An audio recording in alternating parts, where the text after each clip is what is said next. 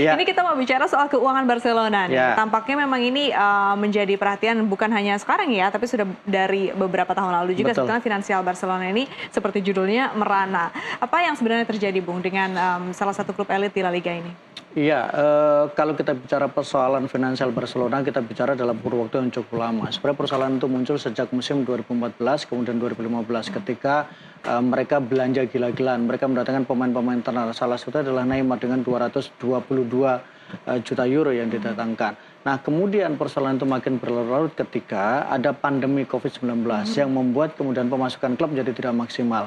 Ini ditambah lagi ada beberapa persoalan, ditambah lagi kemudian La Liga mengeluarkan apa yang disebut dengan financial control. Jadi financial economic control, di mana kemudian klub-klub itu dibatasi pengeluaran mereka tidak boleh 2 kali lipat dari apa yang mereka dapatkan. Jadi itu menjadi persoalan. Jadi ada problem pertama adalah ada problem pengeluaran yang gila-gilaan, yang kemudian tidak ada keseimbangan.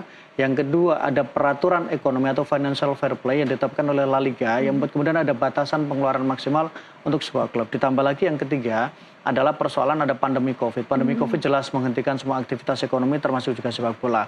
Satu lagi adalah ada pengeluaran lebih besar yaitu terkait dengan renovasi stadion yang dilakukan oleh Barcelona, yaitu Stadion Camp Nou, yang kemudian itu membuat beban keuangan mereka menjadi lebih berlipat.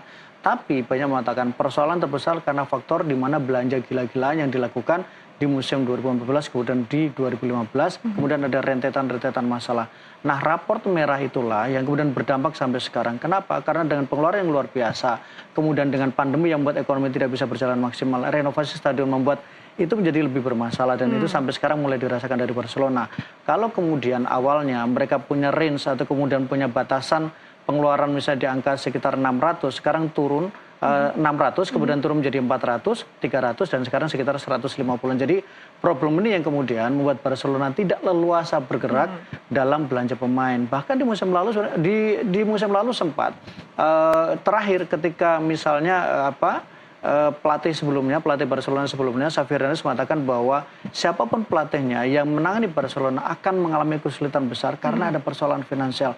Termasuk ketika Hansi Flick datang, sudah dikatakan oleh pelatih sebelumnya bahwa harus berhati-hati terkait dengan persoalan Barcelona, bukan hanya persoalan pemain, tapi persoalan bahwa ada kemampuan finansial yang tidak memadai di Barcelona.